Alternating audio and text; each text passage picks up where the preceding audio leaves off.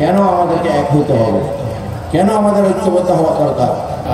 যদি আমরা ঐক্যবদ্ধ না হই, আল্লাহ রাব্বুল আলামিন আমাদেরকে বারবার বলেছে তোমরা আল্লাহর হুজুরকে একসাথে ধারণ করো, ঐক্যবদ্ধ হও, পরস্পর বিচ্ছিন্ন হইও না। আমরা এই ঘন্টা দরবার শরীফ থেকে আমরা যে সুন্নিয়তের নিশানা আমরা উড়িয়ে দিয়েছি, আহলে সুন্নাত ওয়াল জামাতের নিশান, বৃহত্তর সুন্নি জোড়ের নিশান, পীর মাশায়েখ ঐক্য পরিষদের নিশান, সেই নিশানের নিচে সবাইকে আসতে হবে, সবাইকে আনার দরকার।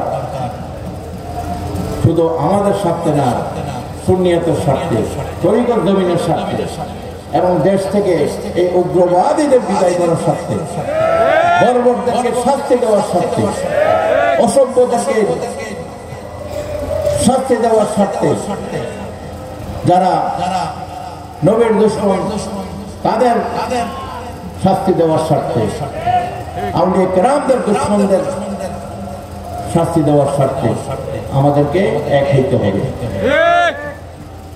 এবং অন্য ধর্মের যারা আছে তাদেরকেও আমাদের মেসেজ পৌঁছে দেবেন, কারণ একমাত্র সুফিবাদীদের হাতেই সব ধর্মের মানুষ যুগে যুগে নিরাপদ ছিল, কিয়ামত পর্যন্ত নিরাপদ ছিল। উগ্রবাদীদের হাতে নিজের ধর্মের মানুষও কখনো নিরাপদ ছিল না। তাহলে আমরা একসাথে কখনো কারবালা দেখতাম না, ঠিক কিনা? রাষ্ট্র ক্ষমতা নিয়ে এই দিনের চক্র কিভাবে নবীর নাতি ইমাম হুসাইন এবং ওনার 18 জন শাহজাদা, নবী শাহজাদাদেরকে কিভাবে শহীদ করেছে, আমরা সেই 61 হিজরিতে প্রমাণ পেয়ে গেছি, ঠিক কিনা? এই জন্য আমাদের সংগঠনগুলোকে মজবুত করবেন এবং অন্যদেরকেও এটার সাথে সম্পৃক্ত করবেন, যেন মাঠে ময়দানে আমাদের অবস্থান যেন মজবুত হয় এবং এদের মোকাবেলা করার মতো আমাদের শক্তি সামর্থ্য যুব সমাজকে নিয়ে আমাদের কাজ করতে হবে। মহিলারাও এভাবে মহিলাদের এলাকায় এলাকায় মহিলাদের জন্য কাজ করবেন, তাদেরকেও বুঝাবেন কেন আমাদেরকে এক হইতে হবে, কেন আমাদের ঐক্যবদ্ধ হওয়া দরকার। যদি আমরা ঐক্যবদ্ধ না হই, আল্লাহ রাব্বুল আলামিন আমাদেরকে বারবার বলেছে তোমরা আল্লাহর হুজুরকে একসাথে ধারণ করো, ঐক্যবদ্ধ হও, পরস্পর বিচ্ছিন্ন হইও না। যদি পরস্পর বিচ্ছিন্ন হয় তাহলে আমাদের উপর বিপদ আসবে, ঠিক কিনা? আমরা সংগঠনগুলো দাঁড় করে দিয়েছি, আমরা জানি এই হাইওয়ান চক্র, এই দিদি চক্রগুলো এই দেশে একদিন তারা মাথা চারা দিয়ে আসবে, যে কারণে আমরা এই রাস্তাগুলো তৈরি করে দিয়ে গেছি এবং এগুলো নিয়ে আমরা এগিয়ে যাচ্ছি।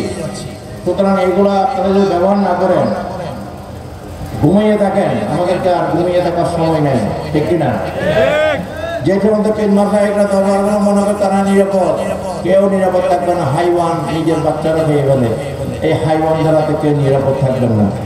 সুতরাং সময় থাকতে জেগে উঠুন, সময় থাকতে ঐক্যবদ্ধ হন, সময় থাকতে এদের বিরুদ্ধে মাঠে ময়দানে আসুন। খানকা গদি সাইরা আপনারা এই বর্গীগুলার মোকাবেলা করুন, নইলে এই বর্গী পুরো দেশ নষ্ট করে দেবে, ঠিক কিনা? সমস্ত ক্ষেত নষ্ট করে দিবে, তরিকত জমিনকে বরবাদ করে দিবে।